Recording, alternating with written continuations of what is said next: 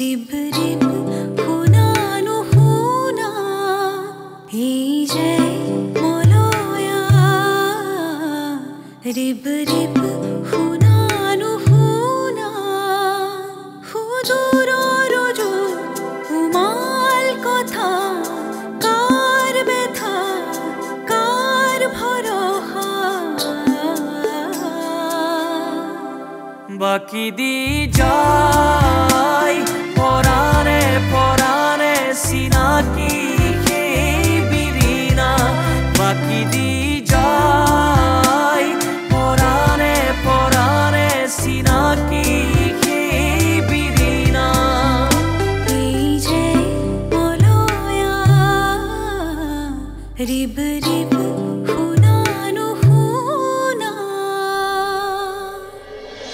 ওনাৰশ্বিপ শ্বেয়াৰিঙত মোৰ কোনো আপত্তি নাই যদিও ইন্দিৰাই বৰ কথাটো সহজভাৱে লোৱা নাই কিন্তু কথা হ'ল 50 + 50 = 100 কিন্তু 50 - 50 = 0 নহ'লে গ'ল চোৱা বাবা তাৰ পঢ়া শুনাৰ সম্পূৰ্ণ খৰচ আমি বহন কৰিছোঁ তাক পাপাই অফিচত চাকৰিও দিছে কিন্তু আমি ভাবিছোঁ সেইখিনিয়ে এনাফ নহয়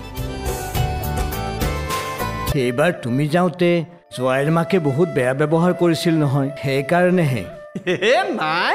মই সেইবোৰ ধৰি থকা নাই নহয় কিবা কথাত খং উঠি কৈছিল আৰু মোৰ তোমাক ক'ব লগা একো নাই কিন্তু স্বপ্নালী এই এবচেণ্ট মাইণ্ডেড খোৱাৰ কাৰণে গৌৰৱৰ কাৰ এক্সিডেণ্ট হৈছিল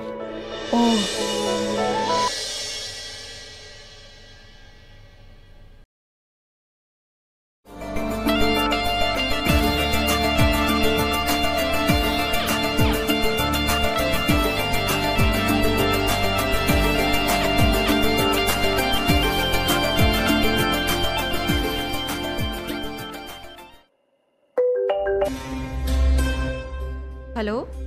बेरिना कसून তোক অলপ ডিস্টাৰ্ব দিম বুলিয়ে ফোন কৰিলো কেতিয়াবা মনে ভাল পোৱা কাৰোবাক ডিস্টাৰ্ব দিবলৈ মন যায় নহয় একো আমনি কৰা নাই দে কसून ক কি হ'ল একো হোৱা নাই মানে হৈছে কি একো হোৱা নাই অ কি হৈছে ক ভালকে কसून তোক লগ পালে কম দে আসলতে আসলতে আসলতে কি তই ঠিকে কৈছিলি কি গৌৰৱ ওপৰে ওপৰেহে তেনেকুৱা কিন্তু ভিতৰখন মই ভবাতকৈ বহুত ভাল এতিয়াহে সেই যে মানুহটোৰ ভিতৰত এনেকুৱা এজন গৌৰৱ সোমাই আছিলে মই এতিয়াহে বুজিছোঁ জাননে সঁচাকৈ কচোন কেতিয়া বুজিলি যোৱা ৰাতি হয়নে নাই কচোন ক যা একজনী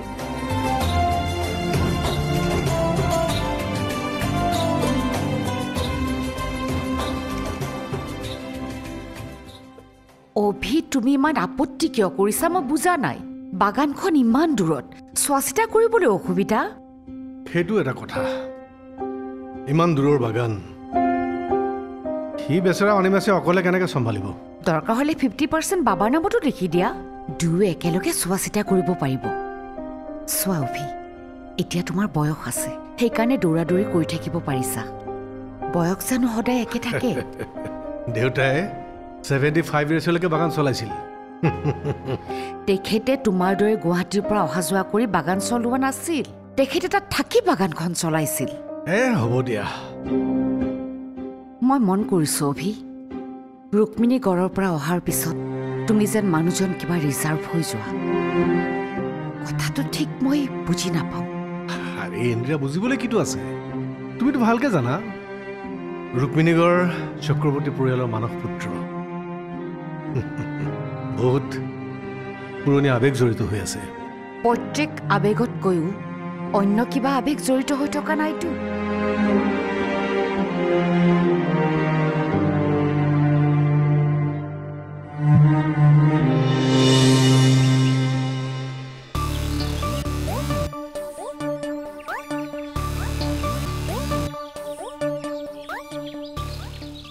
হে পিয়ে বাবু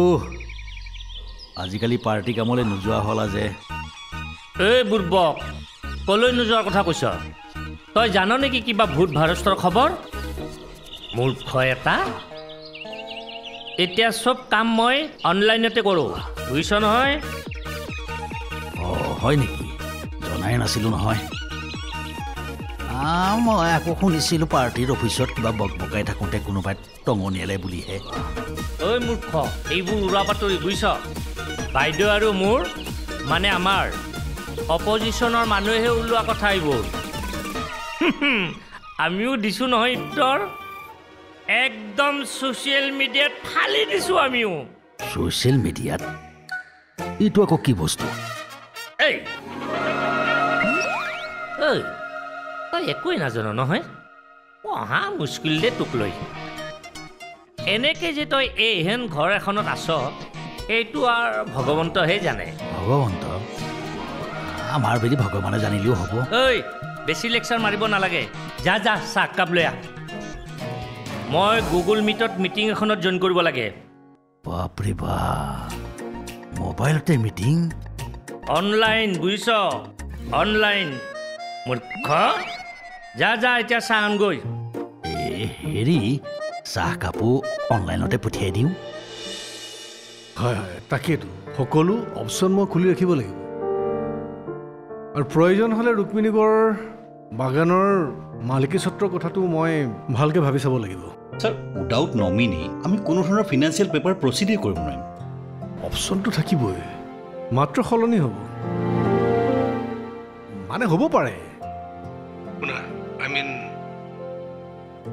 ৰুক্মিণীগড় বাগানৰ ৰেণেদি পুনমৰ যিটো শ্বেয়াৰ আছে এতিয়া সেইটো নাইকিয়া হৈ যাব পাৰে মই আপোনাৰ অফিচৰ এজন সাধাৰণ কৰ্মচাৰী আপোনাৰ এনে মেজৰ ডিচিশ্যন এটাৰ কাৰণ হয়তো মই সুধিব নোৱাৰোঁ মোৰ কোম্পানীৰ সাধাৰণ কৰ্মচাৰী নহয় তুমি আৰু শুনা তুমি নুসুধিলেও মোৰ এই সিদ্ধান্তটোৰ কাৰণ মই কৈ আছোঁ তুমি শুনি লোৱা এতিয়া ফোনত নকওঁ দিয়া তোমাক বেলেগ এদিন ক'ম মাত্ৰ তুমি জানি থোৱা মই আণ্ডাৰ প্ৰেছাৰ ছাৰ হয় বৰুৱা মই ক'ম দিয়া তোমাক পিছত বৰ্তা বহা ঠিক আছে বৰ্তা বৰমাৰ লগত কথা এটা আছিল লগতে গৌৰৱো বোলে অফিচলৈ যাম বুলি কৈছিলে তাকো লৈ যাম বুলি ভাবিছোঁ অঁ কৈছে সি মোক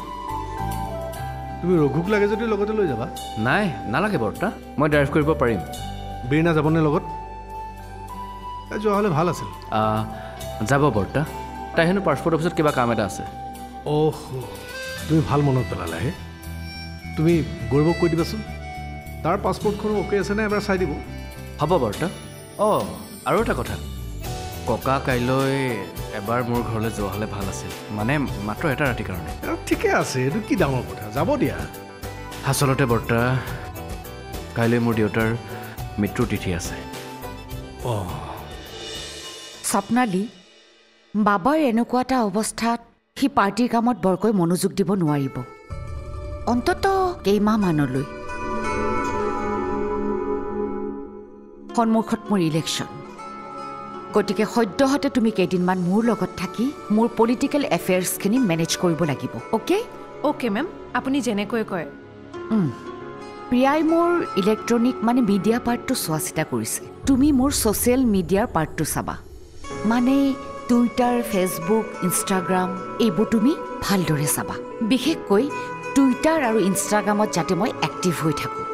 মোৰ ধুনীয়া ধুনীয়া ফটো ভিডিঅ' আৰু মেছেজবিলাক আপলোড কৰি থাকিবা ঠিক আছে মেম মনত ৰাখিবা তোমাক অথৰিটি দিছোঁ মিনছ এইবিলাক তোমাৰ কথা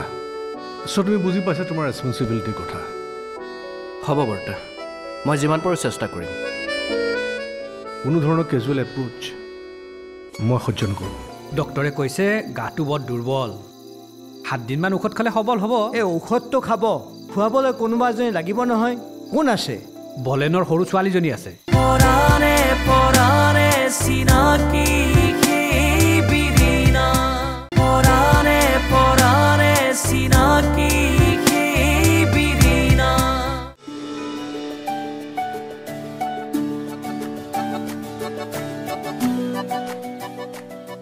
দেউতা অঁ ছাৰ তুমি আনিলা যে গগন কাই নাই নেকি আছে তথাপিও মই ভাবিলোঁ বোলো ময়ে লৈ যাওঁচোন ভালেই কৰিলে দিয়া এই হেৰি নহয় ফিজিঅ'থেৰাপিষ্টজন কালিও নাহিল তুমি এটা কাম কৰিবা ফোন নম্বৰটো গগন কাইৰ পৰা লৈ পেলাই এবাৰ ফোন কৰিবা আৰু আজি আহিব নে সুধিবা এইখিনি সময় বৰ কুচিয়েল বাবাৰ ৰিকভাৰীটো নিৰ্ভৰ কৰিছে ফিজিঅ'থেৰাপিষ্টৰ ওপৰত অঁ ফোন নম্বৰটো আছে নহয় মোৰ তাত কালি ৰাতি ফোন কৰোঁতে তেওঁ আজি সন্ধিয়া আহিম বুলি কৈছে গুড গুড দেউতা কথা এটা কওঁ বুলি ভাবিছোঁ কোৱা কি কথা এখেত যিহেতু অলপ অসুস্থ হৈ আছে মই ভাবিছোঁ অফিচৰ কামবোৰত অকণমান ময়ে সহায় কৰি দিওঁ এইটো সুধিবলগীয়া কথা নেকি তুমি নিশ্চয় সহায় কৰিবা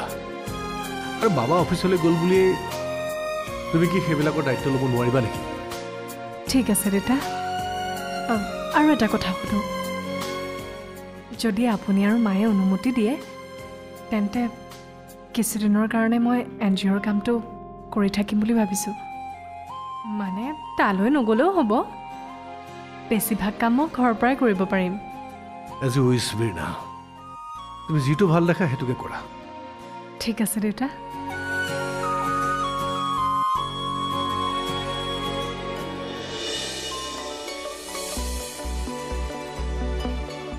বৰমাই চাগে তোমাক নিশ্চয় কৈছে সকলো যদি ঠিকে থাকে অহা মাহত গৌৰৱ আমেৰিকালৈ যোৱাটো ঠিক হৈছে হয় বৰ্তা শুনিছোঁ আৰু মোক ককায়ো কথাষাৰ কৈছে চোৱা বাবাটো আমেৰিকালৈ যোৱাটো ফাইনেল হ'লেই হয় সি এই যোৱাৰ সময়খিনি যাতে আমাৰ প্ৰজেক্টকেইটা কাম চলি থাকে আৰু যিখিনি পাৰ্টিৰ লগত কথা পাতিবলগীয়া আছে তুমিয়ে পাতিবা বৰ্তা অলৰেডি মই ফাইলকেইটা ষ্টাডি কৰিছোঁ আৰু বৰোদাৰ লগতো আলোচনা কৰিছোঁ অৱশ্যে আমেৰিকাত তাৰ ষ্টে দীঘলীয়াও হৈ যাব পাৰে গতিকে তুমি চাবা অলপ ঠিক আছে বৰ্তা আই উইল ট্ৰাই মাই বেষ্ট আৰু অনিমেশ কওক বৰ্তা মনত ৰাখিবা তোমাক অথৰিটি দিছোঁ মিনছ এইবিলাক তোমাৰ কথা চ' তুমি বুজি পাইছা তোমাৰ ৰেছপনচিবিলিটিৰ কথা হ'ব বৰ্তা মই যিমান পাৰোঁ চেষ্টা কৰিম কোনো ধৰণৰ কেজুৱেল এপ্ৰ'চ মই সহ্য নকৰোঁ সেইটো মই ভালকৈ জানো বৰ্তা শুনোজ গৌৰৱৰ হয়তো আমেৰিকাত ষ্টে দীঘলীয়াও হ'ব পাৰে কলি যাচি কুৰা জ্বলে ঐ জীয়া জুই জিলিকে তাতে ঐ কেঁচা সোণ বোল হ'বনে এনে দিন বাজিব ভগা বিন হিয়াত মোৰ জ্বলিব পুৰি হাত ভৰিকেইটা ভালকৈ ধুইছনে হস্পিটেলৰ পৰা অহা কথা ল পিছে বলেনৰ বাইকৰ কেনেও তাইলৈ মোৰ বেয়াই লাগে বীণা সেই শহুৰেকৰ ঘৰৰ পৰা অহাৰ পিছত 7 দিনটো তাইয়ে আশ্ৰয় দিছিল তাৰপিছতহে বীণা আমাৰ ঘৰলৈ আহিছিল পিছে তাইৰ লগত এতিয়া কোন আছে ডক্টৰে কৈছে গাটো বৰ দুৰ্বল 7 দিনমান ঔষধ খালে সবল হ'ব এই ঔষধটো খাব খুৱাবলৈ কোনোবা এজনী লাগিব নহয় কোন আছে বলেনৰ সৰু ছোৱালীজনী আছে এই সৰু ছোৱালীজনী কি কৰিব আৰু কোন আছে আৰু সেইজনী আছে মানে তোৰজনী তুমিও যে ভিন্দু আৰু হে শুন শৈলেন মাষ্টৰক খবৰটো দিবি ইয়াৰো যে আৰু খঙে উঠি গ'ল কত প্ৰেম কৰিছিল মোক লুকাই লুকাই মোলৈ ভয়ো কৰে বাপৰে বাপ সেই দিনবোৰলৈ মনত পৰিলে হওক দে আকৌ গতাব পাৰিলে ভাল আছিল তাক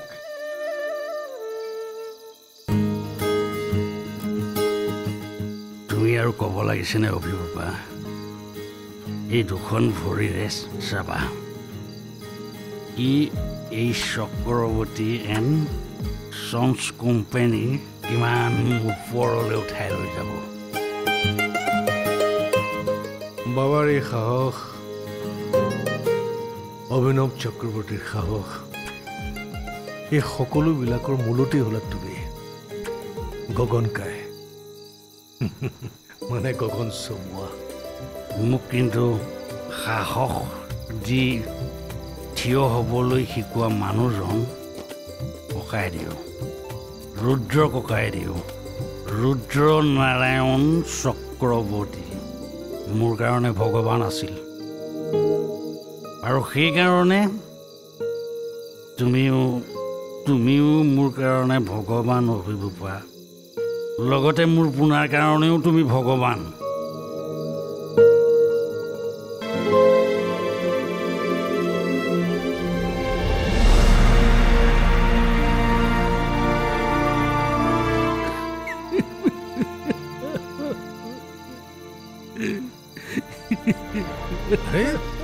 গগন কাই কি হ'ল কান্দিছা কিয় আজি কিমান দিনৰ মূৰত আমি একেলগে দুটা বহিছোঁ কিমান যে আনন্দৰ বতৰা কঢ়িয়াই আনিছে আমাৰ বীণাই আমাৰ সকলোৰে বাবে গোটেই ঘৰখনৰ বাবে এই বংশৰ ভৱিষ্যতৰ অংকুৰ লৈ সিহঁতে আমেৰিকালৈ যাব ইয়াতকে আৰু সুখৰ কথা কি থাকিব পাৰে গগনকা কোৱাচোন নোৱাৰে বোপা নোৱাৰে তেনেহ'লে কান্দিছা কিয় ইমান দিনৰ মূৰত একেলগে বহিছোঁ কোৱা তাইক লোৱা না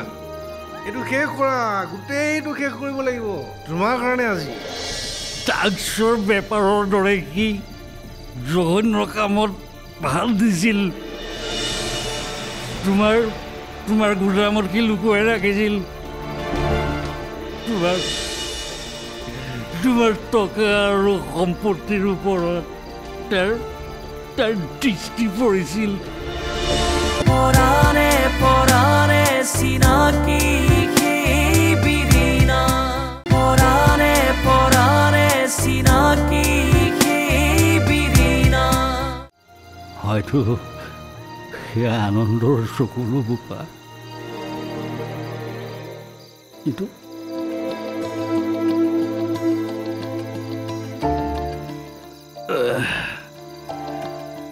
অভিবোপা এটা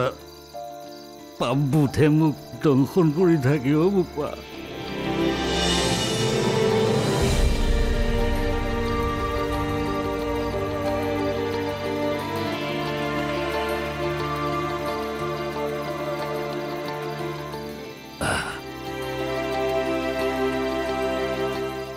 অভিবোপা এই গগনক ক্ষমা কৰি দিব পাৰিবানে কি ক্ষমা কৰি দিয়াৰ কথা কৈছা গগনকাই নহয় অভিবোপা তুমি মোক ক্ষমা কৰি নিদিলে পূৰ্ণাতিৰ সৈতে মই বাপৰ সাগৰত ডুবি মৰিম অভিবোপা কোৱা ক্ষমা কৰিবানে অভিবোপা মই গম পাই গ'লোঁ গগনকাই তোমাৰ নিচা হৈছে নাই হোৱা মোৰ নিচা হোৱা নাই কোৱা গগনকাই আমাৰ পোনাই শুনিছানে অভিবোপা শুনিছোঁ কোৱা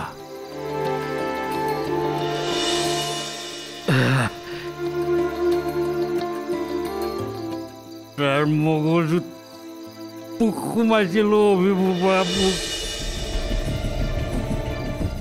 ড্ৰাগছৰ বেপাৰৰ দৰে কি জঘন্য কামত ভাল দিছিল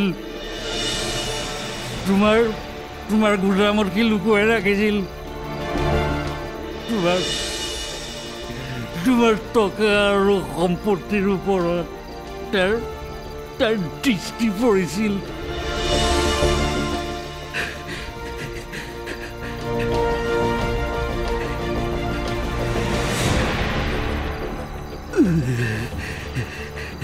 নাজানো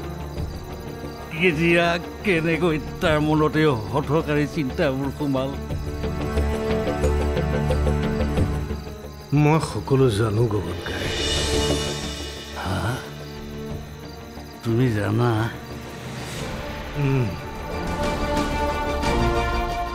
মই সকলো জানো কিন্তু মোৰ বিশ্বাস আছিলে এদিন সেই পথৰ পৰা উভতি আহিব বাবা যিদৰে মোৰ সন্তান পংকজৰ মৃত্যুৰ পাছত অনিমেষকো মোৰ নিজৰ সন্তান বুলি ভাবি আছো সি মোৰ কেৱল একাউণ্টৰ টকাকেইটাহে নিছে বেংক বেলেঞ্চটোৱে দেখিছে সি কিন্তু অনুভৱ কৰিব নোৱাৰিলে এই অভিনৱ চক্ৰৱৰ্তীৰ বুকুৰ ভিতৰখন শুনা গগন কাই মোৰ এই অগাধ সম্পত্তিৰ এটা অংশ যে তাৰ নামত দিয়া আছে সেই কথাটো সি গমেই পোৱা নাই তাৰ সকলো কৰ্মকাণ্ড জানিও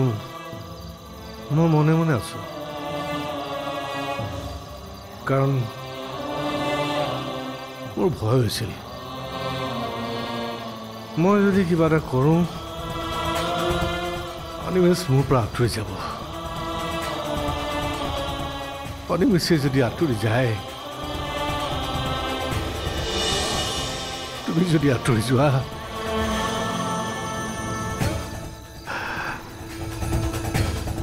থাকিবই বা কোন মোৰ ওচৰত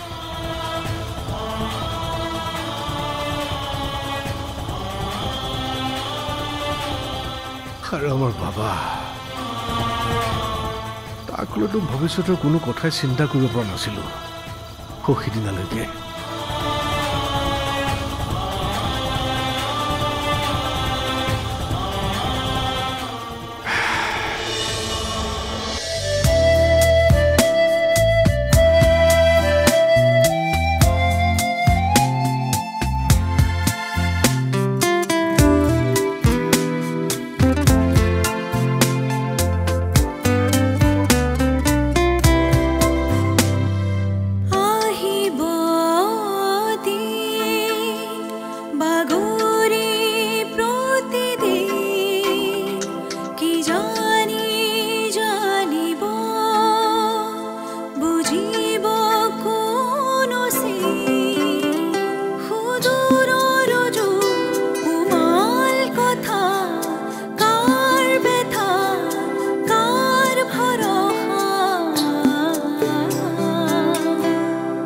বাকি দি যা